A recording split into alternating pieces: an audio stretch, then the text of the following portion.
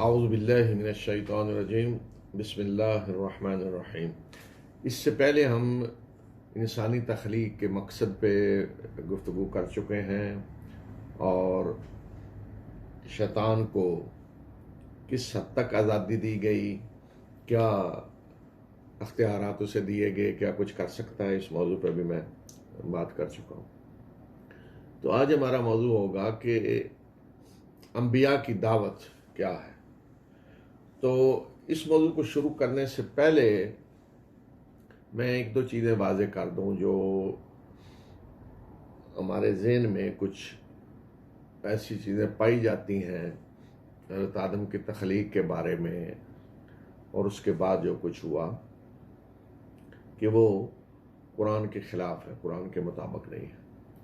اس میں ایک چیز تو یہ ہے، یہ تصور بنا ہوا ہے کہ حضرت آدم کو کوئی آسمان سے اتارا گیا، یعنی گویا کہ آسمانوں پہ پیدا کر کے آسمانوں سے زمین پہ اتارا گیا۔ تو یہ صحیح نہیں ہے۔ قرآن میں اللہ تعالیٰ نے واضح طور پہ بتا دیا، منہا خلقناکم وفیہا نعیدکم ومنہا نخرجکم تارۃ اخری، اسی زمین سے ہم نے تمہیں پیدا کیا اور اسی میں ہم تمہیں لوٹائیں گے مرنے کے بعد، اور اسی سے دوبارہ تمہیں اٹھائیں گے، دوبارہ زندہ کر کے یہیں سے اٹھایا جائے گا۔ تو اس طرح نہیں کہ آسمانوں پہ پیدا کر کے زمین پہ اتارا گیا۔ تو یہ کہاں سے یہ لوگوں کے ذہنوں میں آیا جی کوئی پیدا کر کے اتارا گیا؟ تو عجیب قصے کہانیاں بنے ہوئے ہیں کہ وہ جی آدم اترے اور حوا کو کہیں اور اتار دیا گیا اور آدم کو کہیں اور اتار دیا گیا، جیسے کوئی پیراشوٹ سے اتر رہا ہے اور کسی کو پتہ نہیں چلا کہاں اترنا ہے، وہ کسی اور بر اعظم میں جا اترا، دوسرا کسی اور بر اعظم میں جا اترا، اور اس کے بعد وہ ایک دوسرے کو ڈھونڈتے رہے اور روتے رہے اور پتہ نہیں رو رو کے وہ چہرے پہ ایسے جیسے وہ نہریں بن جاتی ہیں آنسوؤں سے، یہ حال ہو گیا۔ اور پھر پتہ نہیں مدتوں ایک دوسرے کو ڈھونڈتے ڈھونڈتے پھر کہیں وہ ملے، اور کچھ نے بنایا ہوا جی وہ میدان عرفات کا نام اس لیے ہے کہ یہاں وہ آدم اور حوا ملے، گویا کہ سزا کے طور پہ انہیں پھینک دیا گیا دنیا میں، اور وہ ایک دوسرے کو روتے رہے ڈھونڈتے رہے، اور پتہ نہیں مدتوں ڈھونڈنے کے بعد انہیں ایک دوسرے کا کہیں پتہ چلا کدھر ہے، ڈھونڈتے ڈھونڈتے اتفاقاً کہیں ملاقات ہوگی۔ تو یہ چیز بالکل غلط ہے۔ میں نے پہلے بھی بتلایا تھا کہ جو نافرمانی حضرت آدم سے ہوئی تو انہوں نے توبہ کی، اور توبہ قبول کرنے کے بعد اللہ تعالیٰ نے پھر انہیں کہا کہ اب تم اصل زندگی میں داخل ہو جاؤ، ٹیسٹ چھوٹا سا لینے کے بعد، اور اسی زمین میں یہیں تم نے رہنا ہے، فائدہ اٹھانا ہے۔ تو حضرت آدم پہلے انسان ہے اور پہلے نبی بھی ہے، تو انہیں سزا کے طور پہ نہیں پیدا کیا گیا کہ کوئی ادھر پھینک دیا آدم کو اور ادھر پھینک دیا گیا ہوا کو۔ حضرت آدم پہلے انسان ہے اور پہلے نبی ہے۔ تو لوگوں کو جو غلط فہمی ہوتی ہے وہ یہ کہ فرمایا کہ قُلْ نَهْبِطُوا مِنْهَا جَمِيعًا، اہبطوا، تو اہبطوا کا یہ سمجھتے ہیں کہ جیسے آسمان سے نیچے اترنا۔ اگر یہ ہوتا کہ آسمان سے اترنا ہے تو پھر انزلوا کہا جاتا، نازل ہونا ہوتا ہے نا، انزل، کسی کو کہیں نیچے اترو تو کہیں گے انزل۔ تو قرآن نے تو اہبطوا کہا ہے۔ دوسری طرف جو کچھ میں کہہ رہا ہوں کہ انزلوا اہبطوا کا معنی اوپر سے نیچے اترنا نہیں ہوتا۔ بنی اسرائیل کو کہا گیا جب وہ صحرائے سینا میں تھے اور انہیں من و سلوہ دیا جا رہا تھا، اور انہوں نے کہا جی نہیں ہم تو اکتا گئے یہ کھا کھا کے، ہمیں ترکاریاں اور لہسن اور فلاں فلاں یہ چیزیں چاہیے۔ تو اس وقت اللہ تعالیٰ نے کیا ہے، انہیں کہا اہبطوا مصرا فإن لكم ما سألتم، سورہ بقرہ میں اہبطوا مصرا۔ تو کیا وہاں یہ ترجمہ کریں گے کہ اوپر سے وہ آسمانوں پہ ہیں اور نازل ہو کے کسی وہ شہر میں چلے جاؤ، یا وہ صحرا سینا میں ہیں تو گویا کہ ہم جہاز بھیجتے ہیں اور اس جہاز سے آگے پیراشوٹ سے تمہیں کسی شہر میں اتاریں گے؟ نہیں، اہبطوا مصرا، کسی شہر میں چلے جاؤ، یہاں سے نکل کے کسی شہر میں چلے جاؤ۔ اب سوال یہ ہے کہ اخرجوا کیوں نہیں کہا گیا، اہبطوا کیوں کہا گیا؟ تو ہابطہ کا معنی کیا ہوتا ہے؟ ہابطہ کا ٹھیک ہے، اس میں معنی یہ ہے کہ نیچے اترنے کے معنی میں بھی ہے کسی چیز کا کم ہونا، درجہ کم ہونا. مثلا کہیں گے عربی میں آج بھی حبطت الاسعار، قیمتیں کم ہو گئیں. جی کسی کا درجہ کم ہو گیا ہے تو وہاں بھی حبوط کہیں گے. جی حبوط فی الاسعار. جی کسی اس میں اسٹاک ایکسچینج میں قیمتیں گر گئی ہیں تو حبوط وہاں بھی کہیں گے. حبطہ سے حبوط، یعنی ایک چیز نیچے اس کا درجہ کم ہو گیا ہے، قیمت اوپر سے نیچے آ گئی، اس کے لیے بھی حبطہ استعمال ہوتا ہے. مثلا کسی کا ٹمپریچر بلڈ پریشر کم ہو گیا ہے تو وہاں بھی حبوط کہیں گے، درجے میں کمی ہوگی نیچے. کسی کی شوگر کم ہو گیا تو اس کے لیے بھی یہ لفظ آتا ہے حبوط. تو اخرجو کی بجائے حبوط کیوں کہا گیا؟ بنی اسرائیل کو بھی کیوں کہا گیا کہ اہبطوا مصرا؟ جی یہ کیوں نہیں کہا گیا اذهبوا مصرا، شہر میں جاؤ کے بجائے اہبطوا کیوں کہا گیا؟ اس لیے کہ جو اللہ تعالیٰ نے من و سلوہ دے رکھا تھا، بہترین ایک چیز اللہ کی طرف سے مل رہی ہے، تو اس کو چھوڑ کر جب وہ کہہ رہے ہیں کہ نہیں ہمیں تو یہ گندم اور ترکاریاں اور لہسن اور پیاز یہ چیزیں چاہیے، تو انہیں کہا گیا اہبطوا، یعنی اعلیٰ درجے کو چھوڑ کر دوسرے درجے کی طرف جاؤ. اہبطوا اس لیے کہا. یہاں اس لیے انہیں کہا گیا تستبدلون بالذی خیر، کہ کیا تم اس کی جگہ بدلنا چاہتے ہو ان چیزوں کو جو خیر ہے، جو بہتر ہے، اس کی جگہ دوسری حالت چاہتے ہو.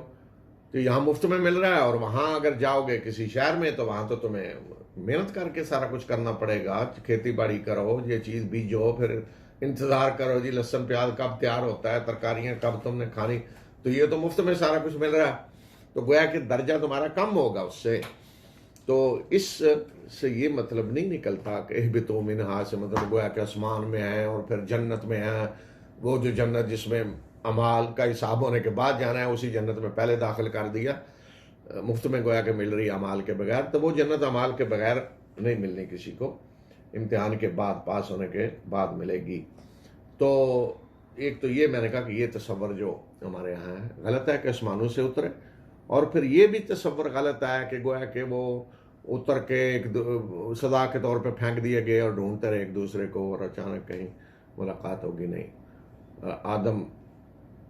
حضرت آدم پہلے نبی ہیں، پہلے انسان ہیں، تو انہوں نے اپنی اولاد کو اسی راستے پہ چلایا، اللہ کی بندگی کا راستہ. یہی دعوت تھی ان کی بھی، لا الہ الا اللہ، اول روز سے کہ اللہ کے سوا کوئی عبادت کے لائق نہیں ہے.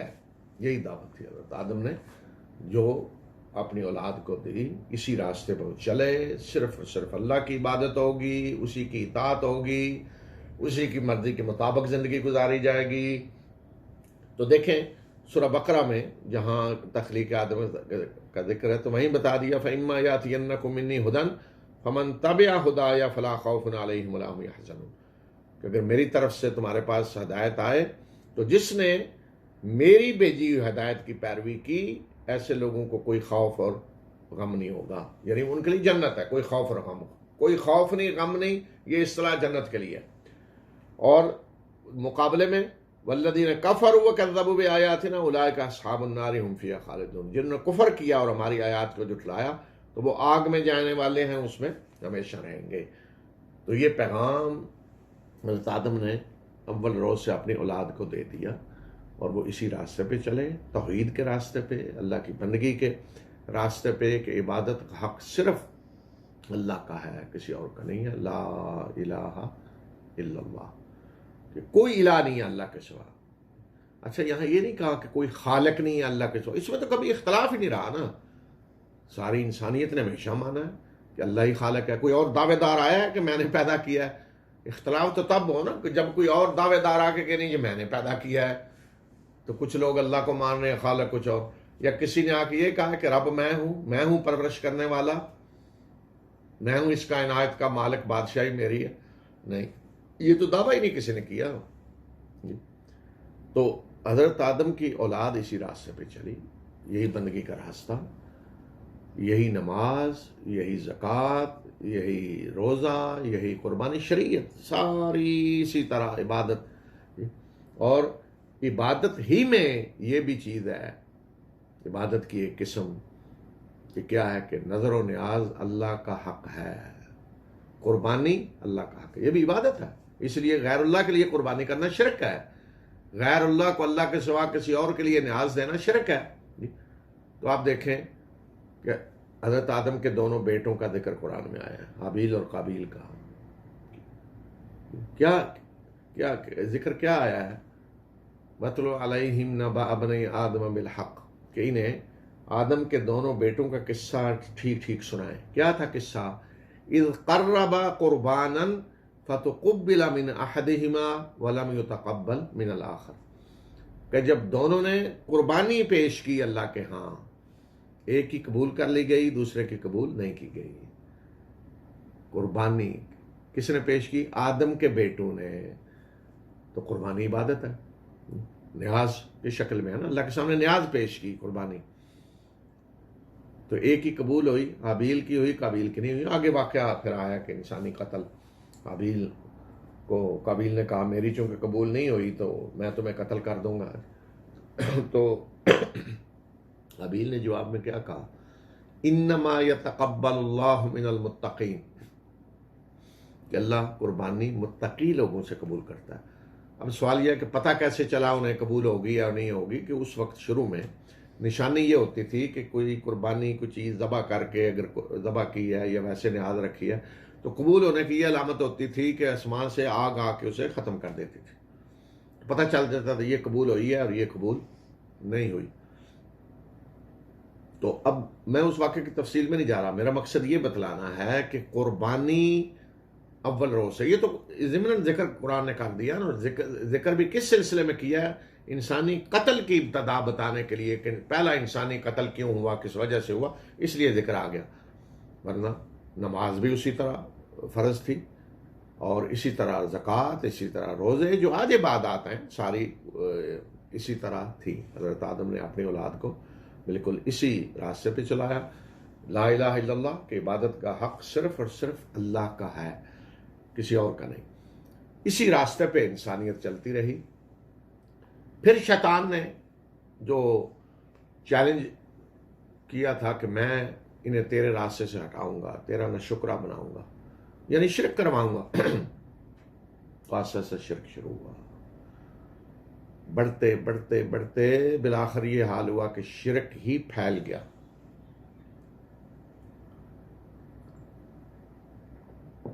اور یہ مرحلہ کب آیا؟ قوم نوح کا ذکر جو قرآن میں ہے، اس وقت شرک پھیل گیا۔ تو پھر اللہ تعالیٰ نے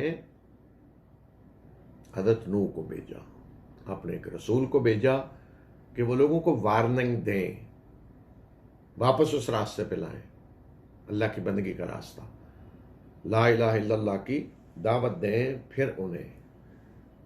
تو حضرت نوح، میں پورا وہ قصہ نہیں بیان کر رہا حضرت نوح کا، قوم نوح کہاں تھی اس وقت؟ موجودہ عراق، یہ علاقہ تھا۔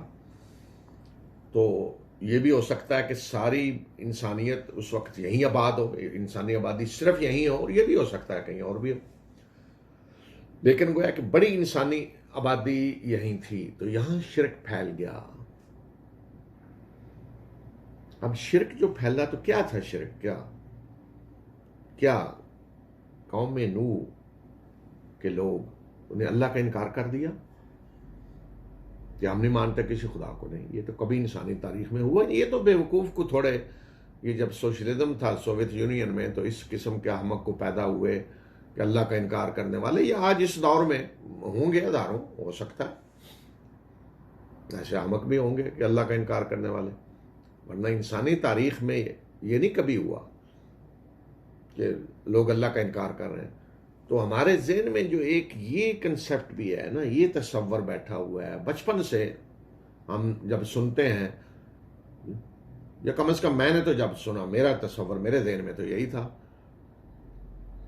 کہ جب کافر کا لفظ آتا ہے کہ کافر، مکہ والے کافر یا فلاں کافر، تو کیا ذہن میں آتا ہے؟ جو وہ تو جی خدا کو مانتے نہیں تھے۔ تو یہ بات نہیں، اللہ کو نہ ماننے والا تو سوال ہی نہیں تھا کوئی، ساری قومیں اللہ کو مانتی تھی۔ اصل مسئلہ کیا تھا؟ اب کہ شرک مثلا قریش کو لیں تو ہمارے دین میں تو یہی ہے نا، قریش مکہ والے کافر، وہ جی اللہ کو نہیں مانتے تھے، یہی ہم کہتے ہیں نا، سنا ہے بچپن سے، آج بھی میں سمجھتا ہوں بہت سارے لوگوں کے دنوں میں یہی ہوگا کہ وہ جی اللہ کو نہیں مانتے تھے، جبکہ مکہ والے قریش تو اللہ کے گھر کے متولی تھے، حج کرتے تھے، عمرہ کرتے تھے، اللہ کے گھر کا طواف کرتے تھے، جب بھی مسجد حرام میں کعبہ کے پاس آتے بڑے بڑے سردار طواف کر کے پھر اپنی مجلس میں جا کر بیٹھتے تھے، حاجیوں کی خدمت کرتے تھے، اللہ کے قانون کی اتنی پابندی کرتے تھے کہ اگر کوئی حرم کی حدود کے اندر ان کے باپ بیٹے کا قاتل بھی سامنے آ جائے تو اس پہ ہاتھ نہیں اٹھاتے تھے کہ اللہ کا گھر ہے، یہاں قتل کرنا منع ہے، خون ریزی منع ہے۔ تو کیسے ہو سکتا ہے کہ وہ ہم کہہ دیں جی وہ تو اللہ کو نہیں مانتے تھے؟ تو جھگڑا یہ نہیں رہا کبھی بھی کہ کافر اللہ کو نہیں مانتے اور اللہ تعالیٰ نے اپنا رسول بھیجا یہ بتانے کے لیے جی اللہ کو مانو، یہ جھگڑا نہیں رہا کبھی۔ تو جھگڑا کیا رہا ہے کہ اللہ کے ساتھ شریک ٹھہراتے تھے، جس طرح سورہ یوسف میں اللہ تعالیٰ نے فرمایا وَمَا يُؤْمِنُ أَكْثَرُهُم بِاللَّهِ إِلَّا وَهُم مُشْرِكُونَ، ان میں سے اکثر کا یہ حال ہے کہ اللہ پر ایمان اس طرح لاتے ہیں کہ اس کے ساتھ شریک ٹھہراتے ہیں۔ ایمان ہے اللہ پہ، اللہ کو مان رہے ہیں، وہی خالق ہے، اسی نے پیدا کیا ہے، وہی بارشیں برساتا ہے، وہی رزق دیتا ہے، لیکن اس کے ساتھ شریک ٹھہرائے ہوئے ہیں دوسرے کہ وہ جی ان کی برکت سے دیتا ہے اور یہ اللہ کے چہتے ہیں، پیارے ہیں، اس طرح کر کے سارا کچھ وہ پھر ان کی طرف منتقل ہو جاتا ہے، جو اللہ کے حقوق ہیں وہ ان کی طرف منتقل ہو جاتے ہیں۔ تو قوم نوح جو ہے تو اس کا بھی معاملہ یہ نہیں تھا کہ وہ اللہ کا انکار کرنے والے تھے کہ ہم نہیں اللہ کو مانتے، یا آخرت کا انکار کرنے والے تھے کہ نہیں مرنے کے بعد اٹھایا جانا نہیں ہے، ان کا بھی مسئلہ یہ تھا کہ شرک کر رہے تھے۔ تو اب دیکھیں دعوت جو حضرت نوح نے دی ہے، یہ سورہ ہود ہے، اللہ تعالیٰ بتا رہے ہیں کیا دعوت دی انہوں نے، وَلَقَدْ أَرْسَلْنَا نُوحًا إِلَىٰ قَوْمِهِ إِنِّي لَكُمْ نَذِيرٌ مُّبِينٌ، بے شک ہم نے نوح کو اس کی قوم کی طرف رسول بنا کر بھیجا، کس دعوت کے ساتھ کہ بے شک میں تمہیں واضح طور پہ خبردار کرنے والا ہوں، وارننگ دینے آیا ہوں کہ یہ جو شرک تم کر رہے ہو تو یہ تباہی کا راستہ ہے۔ دعوت کیا تھی؟ اللہ تعبدوا الا اللہ، اللہ کے سوا کسی کی عبادت نہ کرو، یہ ہے لا الہ الا اللہ۔ اللہ تعبدوا الا اللہ کیا ہے؟ لا الہ الا اللہ، اللہ کے سوا کسی کی عبادت نہ کرو، کسی کی عبادت نہیں ہو سکتی، یعنی کوئی الہ نہیں ہے اللہ کے سوا۔ تو الہ کسے کہتے ہیں؟ الہ اس کو کہتے ہیں جس کی بندگی کی جائے، جس کو نفع نقصان کا مالک سمجھا جائے، اور جس سے پھر اس طرح محبت کی جائے جس طرح محبت اللہ سے ہونی چاہیے۔ اللہ تعالیٰ نے فرمایا وَمِنَ النَّاسِ مَن يَتَّخِذُ مِن دُونِ اللَّهِ أَندَادًا يُحِبُّهُمْ كَحُبِّ اللَّهِ، کہ لوگوں کا حال یہ ہے کہ لوگوں میں سے ایسے ہیں جو اللہ کے ہم پلہ شریک ٹھہراتے ہیں بندوں میں سے، اور پھر ان سے اس طرح محبت کرتے ہیں جو محبت اللہ سے ہونی چاہیے، یعنی اس طرح کی محبت جو اللہ سے ہونی چاہیے ان سے شروع کر دیتے ہیں، انہیں نفع نقصان کا مالک سمجھتے ہیں، اللہ کی جو صفات ہیں وہ انہیں دے دیتے ہیں، بندگی کا حق جو اللہ کا ہے وہ مراسم عبودیت ان کے لیے ادا ہو جاتے ہیں، نظر نیاز ان کے لیے، قربانی ان کے لیے، جو ان کے بت وغیرہ بنائے جاتے ہیں ان کا طواف شروع ہو جاتا ہے، ان کا حج شروع ہو جاتا ہے، یہ سارے مراسم عبودیت وہ ان کے لیے شروع ہو جاتے ہیں۔ تو گویا کہ بندگی ان کی شروع ہو جاتی ہے، عبادت شروع ہو جاتی ہے ان کی۔ تو یہ جھگڑا رہا ہے، اللہ کے انبیاء کی دعوت یہ رہی ہے کہ اللہ کے سوا کسی کا حق نہیں ہے کہ اس کی عبادت کی جائے۔ اب یہی دعوت دیکھیں سورہ اعراف میں بھی اللہ تعالیٰ نے یہ واقعہ بیان کیا ہے، تو یہاں بھی کیا فرمایا ہے؟ حضرت نوح کا پہلے ذکر آیا لقد ارسلنا نوحا الی قومی، ہم نے نوح کو اس کی قوم کی طرف بھیجا، فقال یا قوم اعبدوا اللہ، اور دعوت دی، نوح نے کہا کہ اے میری قوم اللہ کی عبادت کرو، ما لکم من الہ غیرہ، اس کے سوا تمہارا کوئی اور الہ نہیں ہے، کوئی اور حقیقی الہ نہیں ہے۔ تو یہی دعوت حضرت نوح نے دی۔ آگے دیکھیں دوسری قوم کا جو ذکر آیا اس کے بعد، وہ کیا ہے؟ قوم عاد. تو قوم عاد کے لیے بھی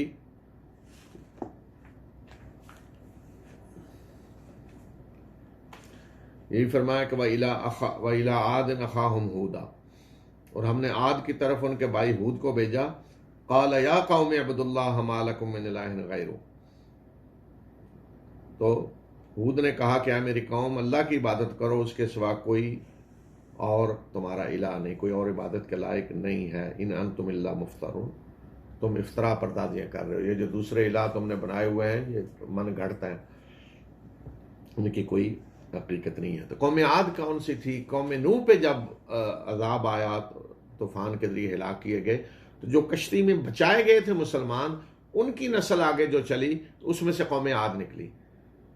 پھر یہاں بھی یہی ہوا، یہ شرک پھیل گیا. جب یہ مسلمان تھے جو بچائے گئے، ایمان لانے والے حضرت نوح کے ساتھ، اور پھر یہاں بھی شیطان کو موقع ملا تو اس نے یہاں بھی شرک شروع کرا دیا. پھر ان کا بھی یہی اشر ہوا، ان پہ بھی عذاب آیا. ان پہ عذاب آیا کہ اللہ تعالیٰ نے ایسی طوفانی آندھی مسلط کی کہ جس کے ذریعے انہیں تباہ کر دیا گیا.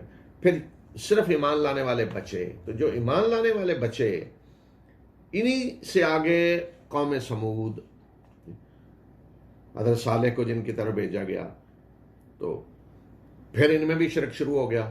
پھر یہاں حضرت صالح نے جو دعوت دی وہ بھی یہی ہے. قال یا قوم اعبدوا اللہ ما لکم من الہ غیرہ. حضرت صالح نے کہا کہ اے میری قوم، اللہ کی عبادت کرو، اس کے سوا کوئی عبادت کے لائق نہیں ہے. تو یہی دعوت تمام انبیاء کی رہی ہے. اب دیکھیں کہ شرک جو ہوا قوم نوح میں، تو تھوڑی سی تفصیل کی طرف ہم جاتے ہیں کہ کیسا شرک تھا، کیا تھا. سورہ نوح 29ویں پارے کی. تو یہ پوری صورت بھی حضرت نوح پہ ہے اور ذکر بھی انہیں کا ہے سارا. انا ارسلنا نوحا الی قومی، ہم نے نوح کو اس کی قوم کی طرف رسول بنا کر بھیجا. ان انذر قومک من قبل ان یاتیہم عذاب علیم، کہ اپنی قوم کو خبردار کر دیں اس سے پہلے کہ ان پہ دردناک عذاب آئے جو کچھ وہ کر رہے ہیں اس کی وجہ سے. قال یا قوم انی لکم نذیر مبین. تو نوح نے کہا کہ اے میری قوم، میں تمہیں واضح طور پہ خبردار کرنے والا ہوں. ان اعبدوا اللہ واتقوہ واطیعون، میری دعوت یہ ہے کہ اللہ کی عبادت کرو، اسی سے ڈرو اور میری اطاعت کرو. ڈرو اللہ سے اور میری اطاعت کرو، یعنی اللہ کے رسول کی حیثیت سے. تو یہ دعوت تھی حضرت نوح کی. اچھا، پھر آگے قرآن نے حضرت نوح کے ذکر میں بتایا ہے کہ قوم نے جب جھٹلایا اور اللہ تعالیٰ نے حکم دیا کشتی بنائے، وہ مذاق اڑاتے رہے. وہ تفصیل ساری سورہ ہود میں بھی آئی ہے، سورہ اعراف میں بھی، قرآن کے دوسری جگہوں پہ بھی. لیکن حضرت نوح نے 950 سال دعوت دی ہے. قرآن میں اللہ تعالیٰ نے اس کا ذکر کیا ہے کہ وہ اپنی قوم میں 950 سال رہے. اب یہ ہے کہ 950 سال پیدا ہونے سے لے کر وفات تک رہے، یا 950 سال تک دعوت دی. تو بہرحال دونوں چیزیں ہو سکتی ہیں. وَلَبِثَ فِيهِمْ أَلْفَ سَنَةٍ إِلَّا 50 عاما. اللہ تعالیٰ نے فرمایا کہ وہ اپنی قوم میں ٹھہرے 1000 سال 50 کم، یعنی 950 سال. تو ظاہر زیادہ یہی ہوتا ہے کہ 950 سال دعوت دی انہوں نے، باقی عمر الگ ہے. تو اس میں حضرت نوح نے مختلف طریقوں سے سمجھایا. تو اس کے بعد قوم نے جو سازشیں کی اور جھٹلایا، تو اس میں وہ کیا کہہ رہے ہیں اللہ تعالیٰ اس صورت میں ذکر کیا ہے کہ حضرت نوح اب اللہ کے سامنے شکایت کر رہے ہیں قوم کی کہ اب میں نے انہیں ہر طریقے سے دعوت دی. قال نوح الرب انہم عصونی، نوح نے اپنے رب سے دعا کی کہ اے میرے رب، انہوں نے میری نافرمانی کی. واتبعوا من لم یزدہ مالہ وولدہ الا خسارا، میری تو نافرمانی کی. اور پیروی کس کی لیڈر جو دوسرے تھے، پیروی کس کی جس کی مال و اولاد نے اس کے خسارے ہی میں اضافہ کیا ہے. جن کو اللہ تعالیٰ نے مال و اولاد دیا ہوا تھا، سردار لیڈر، ان کی پیروی کی.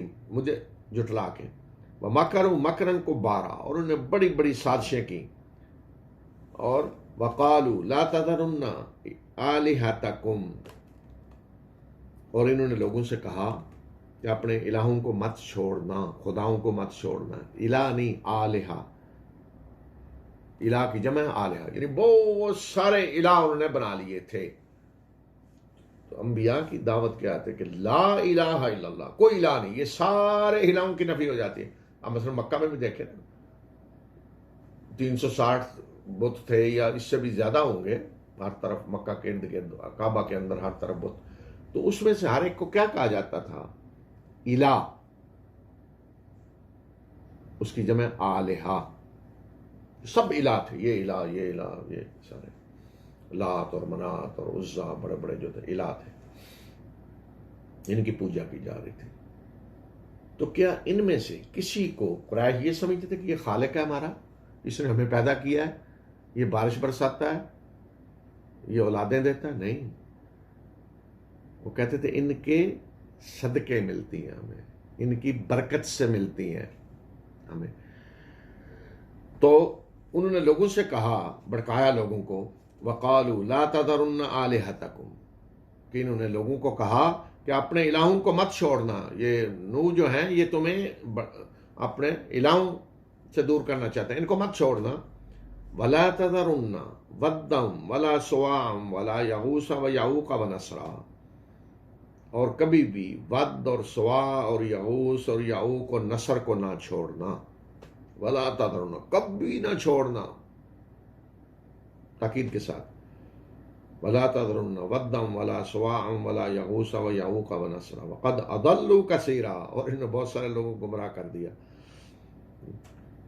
تو یہ آلہہ تھے ان کے بڑے بڑے، ویسے تو ہزاروں ہوں گے لیکن جو بڑے بڑے تھے، ود، سواع، یغوث، یعوق، نصر، یہ تھے. اب یہ کون تھے؟ کیا ایسے ہی اٹھ کے کوئی انہوں نے گھڑ کے پتھر یا مٹی یا کسی چیز کا بت بنا لیا؟ نہیں، ہر بت جو بنتا ہے اس کے پیچھے ایک شخصیت ہوتی ہے. تو یہ سارے کون تھے؟ یہ قوم نوح کے نیک لوگ تھے، صالحین. حضرت ابن عباس رضی اللہ تعالی عنہما کہتے ہیں کہ یہ سارے نیک لوگ گزرے قوم نوح میں. تو ابتدا میں یادگار کے طور پہ انہوں نے کہا کہ ان کے بت بنا کر اپنی مجلسوں میں رکھے، یاد بڑے عظیم لوگ گزرے ہیں، نیک لوگ، تو ان کا بت بنا کے رکھے. تو آہستہ آہستہ پھر ان کی عبادت شروع ہو گئی. تو تصور کیا تھا کہ یہ اللہ کے نیک بندے ہیں، تو جو کچھ اللہ سے لینا ہے ان کے ذریعے ملے گا، ان کے واسطے سے ملے گا، ان کے وسیلے سے ملے گا. تو جب یہ ہے کہ اللہ سے ان کے وسیلے واسطے سے ملے گا، تو پھر جو اللہ کے حقوق ہیں بندگی کے، وہ ان کی طرف منتقل ہو گئے کہ حج ان کا کرو. یعنی اب دیکھیں نا، قریش میں جتنے بت تھے ہر ایک کا ایک دن مقرر تھا حج کا. جس طرح اللہ کے گھر کا حج ہوتا تھا ذو الحجہ میں، اللہ کے گھر کا حج ہوتا تھا، تو اسی طرح ان بتوں کا بھی حج تھا. ہر بت کا ایک وقت مقرر تھا. جیسے آج ہم جسے کہتے ہیں نا عرس ہوتا ہے، تو فلاں جگہ جی مزار پہ عرس ہوتا ہے، میلے لگتے ہیں، لوگ آتے ہیں، کھیل تماشے ہو رہے ہیں، وہاں ایک میلہ. تو اس طرح ہر بت کا ایک عرس ہوتا تھا، حج. لوگ دور دور سے آتے، سارے جزیرت العرب سے، اور وہاں کھیل تماشے میں بازار لگتے سارا، اور وہاں طواف ہوتے، قربانیاں کی جاتی اس بت. ہر بت کا ایک وقت مقرر تھا، سال کے فلاں وقت اس کا ہے حج، فلاں وقت یہ ہے، فلاں وقت یہ ہے، فلاں وقت یہ ہے، لوگ آتے تھے. یہ تو سال میں ایک دفعہ. باقی جو عمرے ہیں وہ ہر وقت ہوتے رہتے تھے، وہ ہر وقت ہوتے رہتے تھے. کوئی ادھر جا رہا ہے، کوئی منت مانی ہے جی یہ میں قربانی کروں گا، یہ کروں گا، اس کے لیے وہ جاتے رہتے تھے. پھالے نکالتے تھے وہاں جا کر، اپنی فصلوں میں حصہ مقرر کرتے تھے ان بتوں کے لیے. اپنے جانوروں کا کہ یہ بکری بچہ دینے والی ہے، یہ بچہ میں چڑھاؤں گا بت پہ، یہ اونٹنی بچہ دینے والی یہ میں بت پہ چڑھاؤں گا۔ اللہ کے لیے بھی رکھتے تھے قربانی اور بتوں کے لیے بھی رکھتے تھے۔ قرآن میں اللہ تعالیٰ نے بتایا کہ قریش کا ذکر کیا، یہی حال ان ساری قوموں کا تھا کہ وہ اپنی فصلوں کھیتیوں میں اللہ کا حصہ بھی مقرر کرتے ہیں اور ان بتوں کا بھی مقرر کرتے ہیں، اور اگر اللہ والا حصہ کہیں ضائع ہو جائے تو کوئی فکر نہیں، کوئی بات نہیں، لیکن اگر بتوں والا حصہ ضائع ہو جائے تو اللہ کا حصہ ادھر ڈال دیتے کہ وہ ناراض نہ ہو جائیں۔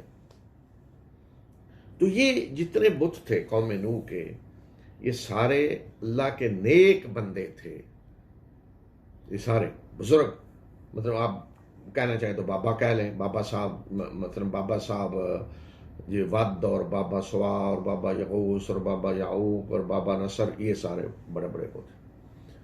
تو ان کے لیے وہ لڑ رہے تھے کہ ان کو کسی صورت نہیں چھوڑنا، ان کی عبادت۔ اب یہ ہے کہ ان کو خدا سمجھتے تھے؟ نہیں، بالکل نہیں سمجھتے تھے۔ ان کو سمجھتے تھے کہ ہمارے خالق ہیں؟ بالکل نہیں سمجھتے تھے۔ انہوں نے زمین کو پیدا کیا ہے؟ بالکل نہیں سمجھتے تھے۔ سورج چاند انہوں نے پیدا کیے ہیں؟ بالکل ایسا نہیں سمجھتے تھے، بلکہ یہ بھی انہیں پتا تھا کہ یہ کب پیدا ہوئے ہیں، کب فوت ہوئے ہیں۔ اب یہ کہ فوت ہونے کے لیے کوئی لفظ اور استعمال کر لیں، جیسے آج کل ہمارے ہاں وہ کہتے ہیں جی پردہ فرما لیا، یعنی فوت نہیں ہوئے، موت نہیں آئی، پردہ فرما لیا جی۔ برابر تو پتہ تھا سارا کہ یہ بھی کب فوت ہوا ہے، کب پیدا ہوا ہے، کب فوت ہوا ہے۔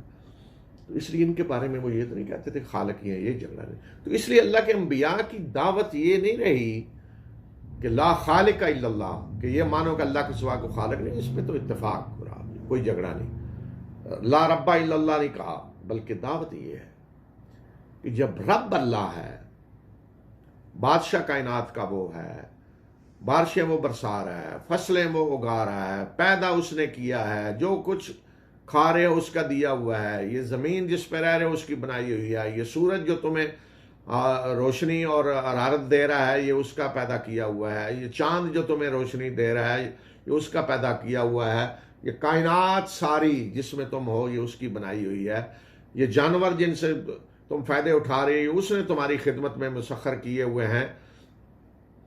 تو ہر چیز جب اس کی ہے، رب وہ ہے، پالنے والا وہ ہے، پرورش کرنے والا وہ ہے، دینے والا وہ ہے، نعمتیں ساری اسی کی ہیں، تو پھر عبادت بھی صرف اور صرف اسی کی ہونی چاہیے۔ یہ کیسے ہو سکتا ہے کہ پیدا کرے اللہ، ساری نعمتیں وہ دے، ہر چیز اس کی پیدا کردہ ہے جس سے تم فائدے اٹھاؤ، اور شکریہ دوسروں کی ادا کرو؟ شکریہ ہی ہے نا۔ جا کر مثلا فرض کریں کہ اللہ نے گائے پیدا کی ہے یا بھینس، اس نے اس کے اندر دودھ کی فیکٹری لگائی ہے، پاکیزہ دودھ وہ دے رہی ہے۔ اب جب گائے بھینس بچہ دے اور دودھ دینا شروع کرے تو اللہ کا شکر ادا کرنے کی بجائے اٹھا کے پہلا دودھ فلاں قبر پہ چڑھاؤ، ہمارے ہاں تو قبر پہ چڑھاتا ہے، ہندوستان میں وہ کہیں گے بت پہ چڑھاؤ فلاں پہ، ہمارے کہتے ہیں فلاں قبر پہ دے آؤ، ہر علاقے میں ایک قبر بنی ہوتی، وہ ہے کہ شکریہ ادا کرنے کس کا جا رہے ہیں؟ فلاں قبر والے کا۔ تو اس کا معنی کیا ہے کہ اس قبر والے نے یہ لے کے دیا بھینس، اس کی برکت سے یہ سارا ہوا ہے۔ وہ تو یہ نہیں کہ بھینس اس نے پیدا کی ہے تو کوئی نہیں کہتا، لیکن گویا کہ اس کی برکت سے ہوا ہے۔ پھر وہ یہ بھی سمجھتے ہیں کہ اگر یہ دودھ فلاں قبر پہ نہ چڑھایا، میں نے کئی لوگوں کو دیکھا ڈر رہے ہوتے، اگر نہ چڑھایا تو بھینس کے تھنوں میں خون آنے لگے گا دودھ کی بجائے، نقصان پہنچا دے گا یہ قبر والا۔ ہندو سمجھتے ہیں بت پہ نہ چڑھایا تو وہاں یہ ہو جائے گا۔ تو قوم نوح والے سمجھتے ہوں گے کہ اگر یہ اونٹ، اس وقت تو اونٹ ہی ہوں گے زیادہ، یا ممکن ہے گائے بھی، تو گائے اونٹ کا اگر اونٹنی نے بچہ دیا گائے نے، تو اگر ود بابا اور سوا اور ان کے وہاں جا کر نہ چڑھایا پہلا دودھ یا پہلا بچہ تو پھر خیر نہیں ہے گائے کی یا اونٹنی کی۔ تو گویا کہ وہ شکریہ کس کا ادا کر رہے ہیں؟ کسی بت کا یا قبر والے کا۔ تو یہ ہے شرک، یہی شرک ہوا ہے انسانی تاریخ میں۔ اس لیے اللہ تعالیٰ نے کہا ہے نا لوگوں کو مخاطب کر کے، افحسب الذین کفروا ان یتخذوا عبادی من دونی اولیاء، کہ کیا لوگوں نے یہ سمجھ لیا ہے کہ میرے ہی بندوں کو میرے مقابلے میں وہ سرپرست بنا لیں، اپنا ولی بنا لیں میرے مقابلے میں، مجھے چھوڑ کر میرے ہی بندوں کو. تو یہ نہیں ہوا کہ کبھی اللہ کے دشمنوں کی کوئی عبادت کر رہا ہے، کبھی نہیں ہوا. ہمیشہ اللہ کے نیک بندوں کو جو صالحین گزرے ہیں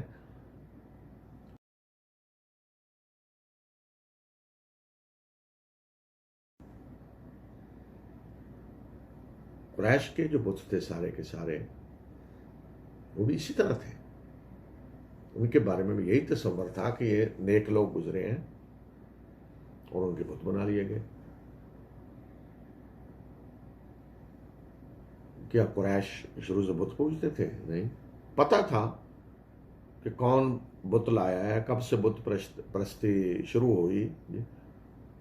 قبیلہ خدا جو ہے وہ جب کعبے پہ ان کا قبضہ ہوا تو اس وقت ان کا جو سردار تھا وہ لے کر آیا بت. شام گیا اور وہاں سے دیکھا بت پرستی، اور وہاں سے وہ لے آیا اور یہاں بھی شروع ہو گیا کام.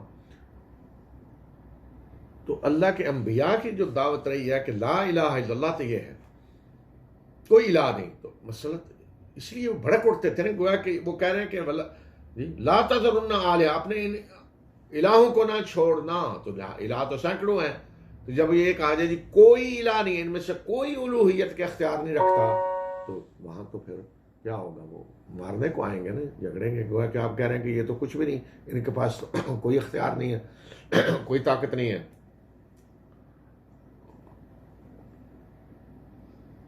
تو یہ تھا سارا، یہ تھا جھگڑا. تو اس لیے جو ہمارے ہاں یہ تصور بنا ہوا جی کافر کیا تھے، اللہ کو مانتے نہیں تھے، یہ نہیں مسئلہ. اللہ کو مانتے تھے کہ وہ خالق ہے، وہ رب ہے، اسی نے پیدا کیا ہے. قرآن میں سوال کیے ہیں اللہ تعالیٰ نے کہ بتاؤ کائنات کس نے پیدا کی؟ تو کہیں گے اللہ. یہ زمین آسمان سورج کس نے پیدا؟ کہیں گے اللہ. جی کوئی اور جواب کوئی ہے آج بھی کوئی دے سکتا ہے؟ آج کسی ہندو کو پوچھیں سورج چاند کس نے پیدا کیے ہیں تو آپ نے کسی بت کا نام لیں گے؟ کہیں گے اللہ نے. جو بھی نام رکھیں کہیں گے اللہ نے. باقی جو کچھ ان کے آج ہیں رام اور یہ اور جتنے سینکڑوں، وہ سارے کہیں وہ الہ ہیں بنائے ہوئے، آلہہ اداروں، وہ آلہہ ہیں سارے. تو اس سے کوئی فرق نہیں پڑتا کہ کسی کا بت بنا لیا جائے یا بت بنائے بغیر کسی کو الہ سمجھ لیا جائے.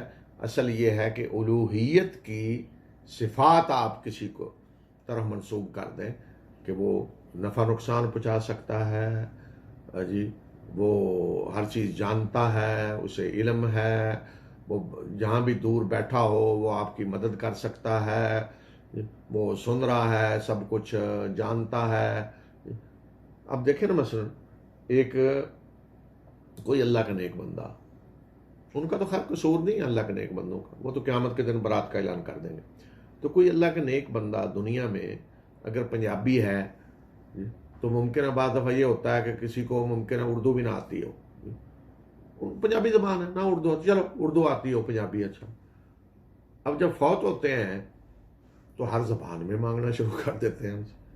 کوئی پشتو میں مانگ رہا ہے، کوئی سندھی میں، کوئی انگریزی میں، کوئی بلوچی میں، کوئی کسی میں. تو کوئی کہتا ہے کہ ترجمہ کر کے ترجمہ کریں جی، میں نے ان سے یہ مانگنا ہے. نہیں، وہ کہتے ساری زبانیں آپ سمجھنے لگے. یعنی زندگی میں اگر کوئی آئے ان کے پاس انگریزی بولے کسی بزرگ کے پاس اور وہ انگریزی نہیں جانتا تو کہیں گے مترجم لائیں. کوئی بڑے سے بڑا بزرگ لے لیں، کوئی بڑے سے بڑا عالم دین، اگر وہ انگلش نہیں جانتا تو کوئی آدمی انگلش میں بات کر رہا ہے تو کہیں کہ کوئی مترجم لائیں، ترجمہ کریں میں سمجھوں. لیکن مرنے کے بعد ساری زبانوں میں مانگنا شروع کر دیتے ہیں اور دور بیٹھے مانگ رہے ہوتے ہیں ہزاروں کلومیٹر بھی. اس کا مطلب وہ سنتے ہیں اسی طرح، گویا کہ جس طرح اللہ سنتا ہے ہر ایک کی، ہر زبان جس طرح اللہ سمجھتا ہے گویا کہ وہ بھی سمجھتے ہیں. تو یہ ہے شرک. اور بات کہاں سے شروع ہوتی ہے؟ نہیں جی چونکہ اللہ کے نیک بندے ہیں اور ان کے واسطے اور وسیلے سے یہ چیز ملتی ہے ہمیں، ان کے وسیلے سے اولاد ملتی ہے. یعنی ویسے تو اللہ نہیں دیتا، ان کے وسیلے سے دے گا جی. ان کے وسیلے سے یہ ہمیں ملا، ان کے وسیلے سے رزق ملا، ان کے وسیلے سے یہ ملا. تو پھر اس کے بعد کیا ہوتا ہے کہ سارے مراسم عبودیت جو اللہ کا حق ہے وہ ان کی طرف منسوب ہو جاتے ہیں. یہ تھا شرک جی. جس کے خلاف اللہ کے انبیاء نے آ کے اعلان کیا لا الہ الا اللہ کہ کوئی عبادت کے لائق نہیں ہے۔ اچھا، اب سوال یہ ہے کہ میں نے کل کے پروگرام میں بتایا تھا کہ اللہ تعالیٰ نے انسان کو آزادی دی ہے، جو ایمان لانا چاہتا ہے ایمان لائے، جو کفر کرنا چاہتا ہے کفر کرے، من شاء فلیؤمن ومن شاء فلیکفر، جو ایمان لانا چاہتا ہے ایمان لائے، کفر کرنا چاہتا ہے کفر کرے۔ اور اللہ کے انبیاء صرف بشیر اور نذیر بن کر آئے ہیں، خوشخبری دینے والے اور ڈرانے والے۔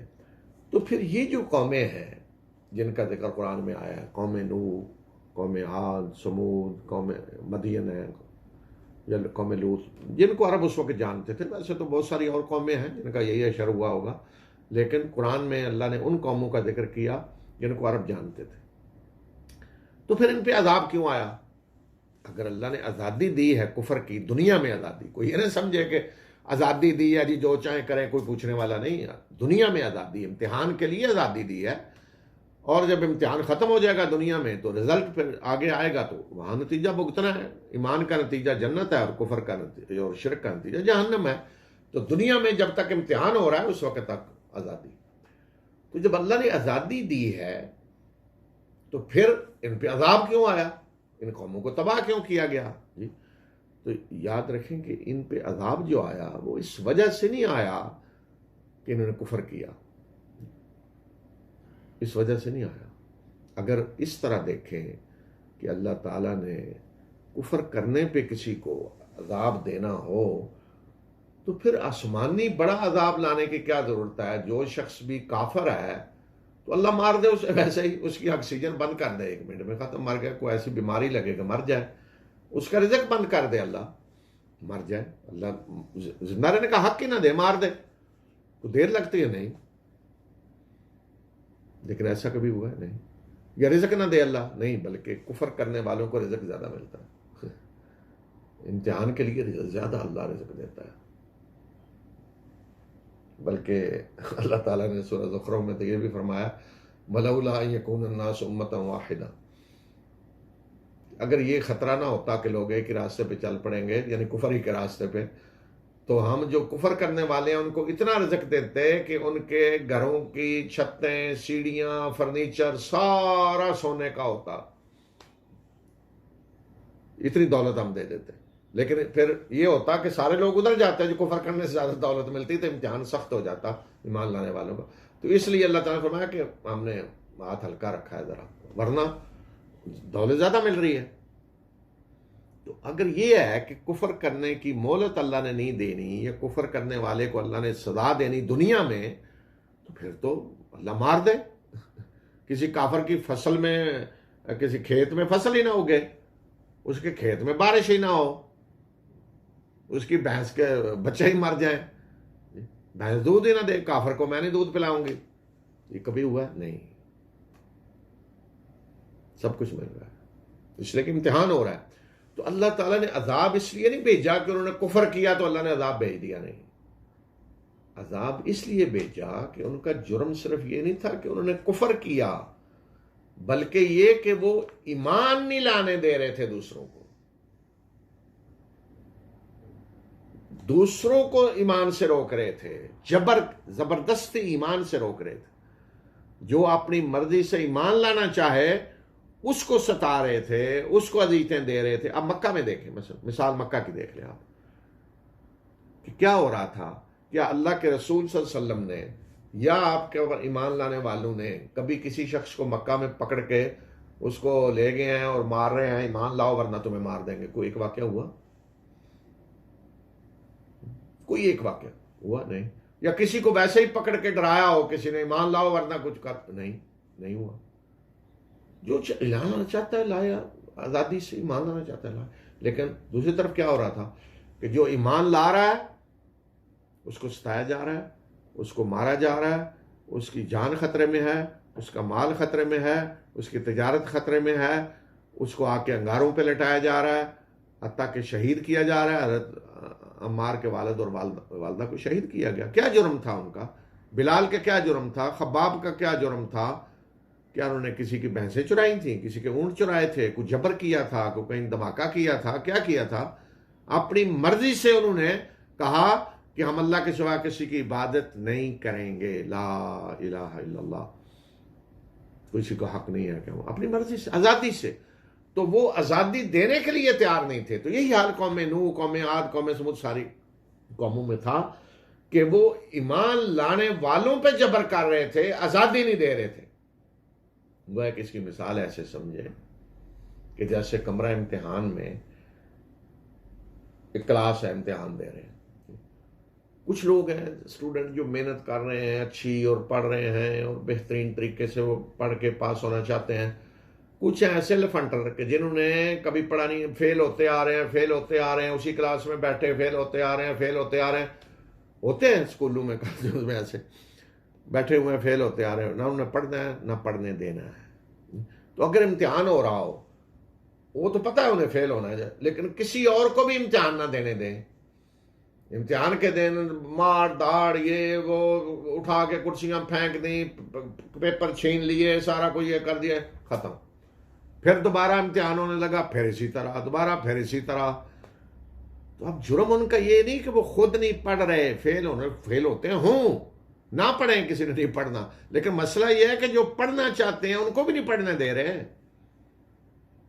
تو پھر آزادانہ امتحان کے لیے کیا ہوگا کہ ان مجرموں کو کمرہ امتحان سے نکالنا ضروری ہے، ورنہ امتحان ہو ہی نہیں سکتا. کسی اور کو بھی امتحان نہیں دینے دیں گے یہ آزادی سے. تو ان کو نکالنا ضروری ہے. تو جب یہ حالت ہو گئی کہ یہ مجرم نہ امتحان خود صحیح طریقے دے رہے ہیں، دوسروں کو بھی جبر کے ذریعے روک رہے ہیں کہ وہ اپنی آزادی سے ایمان لانا چاہتے ہیں، تو انہیں روک رہے ہیں، جبر کر رہے ہیں. تو اس لیے ضروری ہو گیا کہ اب جب تک ان کو کمرہ امتحان سے نہیں نکالا جائے گا تو آزادانہ امتحان نہیں ہو سکتا. وہ ایک آزاد ماحول نہیں پیدا ہو سکتا ان کو ختم کیے بغیر. اس لیے ان کا خاتمہ پھر آسمانی عذاب کے ذریعے کیا گیا. اگر اللہ کے انبیاء اور ان پر اللہ کے انبیاء پر ایمان لانے والے کافی تعداد میں ہوں تو پھر ان مجرموں کا خاتمہ کے لیے آسمانی عذاب کی ضرورت نہیں ہوتی. پھر اللہ کے انبیاء پر ایمان لانے والوں کو کہا جاتا ہے کہ قوم کو چھوڑ کے نکل جائیں، اور پھر ان کا علاج کیا جاتا ہے جس طرح اللہ کے رسول صلی اللہ علیہ وسلم کے ذریعے کیا گیا. تو دیکھیں اللہ تعالیٰ کی سنت ہے، قانون ہے کہ جب تک کوئی قوم ایسا ماحول نہیں بنا دیتی کہ کوئی ایمان لانے کی کسی کو اجازت نہیں ہے، جبر اتنا ہو رہا ہے کہ کسی کو ایمان لانے کی اجازت نہیں دی جا رہی، تو عذاب نہیں آتا. عذاب اس وقت آتا ہے کہ جب ایمان لانے کا راستہ ہی روک دیا جاتا ہے. جب کوئی ایمان لانا چاہتا ہے اپنی آزادی سے تو اس کو بھی اجازت نہیں دی جاتی، جبر کیا جاتا ہے، خوف، دہشت سارا. سورہ انفال میں اللہ تعالیٰ نے فرمایا وَمَا كَانَ اللَّهُ لِيُعَذِّبَهُمْ وَأَنْتَ فِيهِمْ وَمَا كَانَ اللَّهُ مُعَذِّبَهُمْ وَهُمْ يَسْتَغْفِرُونَ. نبی صلی اللہ علیہ وسلم کو مخاطب کر کے کہا کہ اللہ انہیں عذاب دینے والا نہیں ہے جب تک آپ ان کے اندر موجود ہیں، اور اللہ انہیں عذاب نہیں دے گا جب تک یہ استغفار کرے، جب تک ان میں لوگ ایمان لا رہے ہیں اس وقت تک عذاب نہیں آئے گا. لیکن اگر یہ حال ہو جائے کہ کسی کو ایمان لانے کی اجازت نہیں ہے تو پھر اللہ کا عذاب آتا ہے. جب تک ایمان لا رہے ہیں مہلت ہے، ٹھیک ہے، لوگوں کو آزادی ملی ہوئی ہے.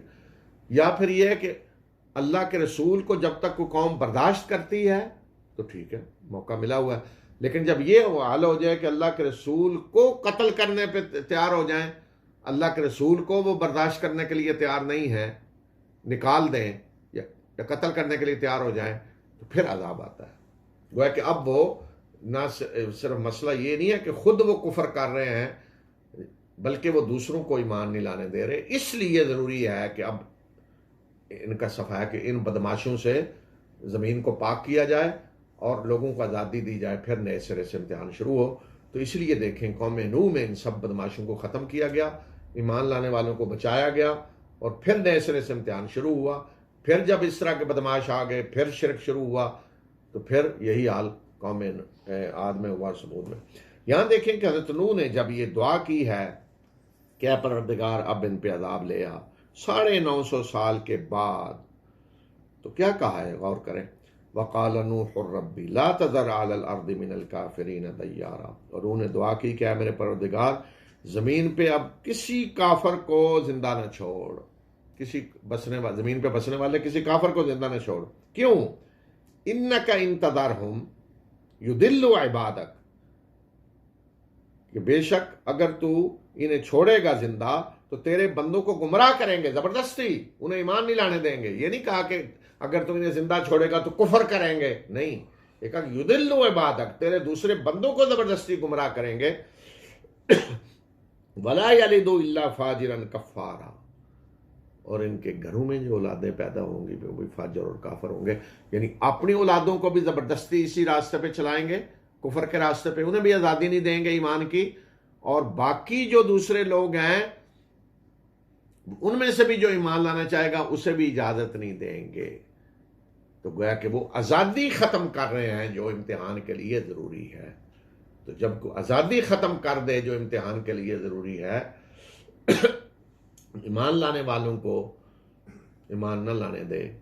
کوئی شخص ایمان لانے کا سوچے تو اسے اپنی جان کا خطرہ ہو، مال کا خطرہ ہو، عزت کا خطرہ ہو، ساری چیزیں خطرے میں ہو، تو یہ چیز ہے پھر جس کو ختم کرنے کے لیے ان بدماشوں سے، جو یہ آزادی ختم کرتے ہیں، ان بدماشوں سے اللہ اپنی زمین کو پاک کرتا ہے. اس لیے آسمانی عذاب آتے ہیں. تو آسمانی عذاب اس لیے نہیں آتا کہ جو کفر کرے اللہ کہتا ہے اسے مار دو آسمانی عذاب کے ذریعے، نہیں. جب تک وہ کسی اور کو نہیں روک رہے، جب تک آزادی دے رہے ہیں لوگوں کو ایمان لانے کی، تو اس وقت تک انہیں خود مہلت دی جاتی ہے کفر کی، کہ اپنا ذاتی طور پہ کفر کرنا چاہتے ہیں تو اللہ انہیں مہلت دیتا ہے دنیا کے اندر. وآخر دعوانا ان الحمد للہ.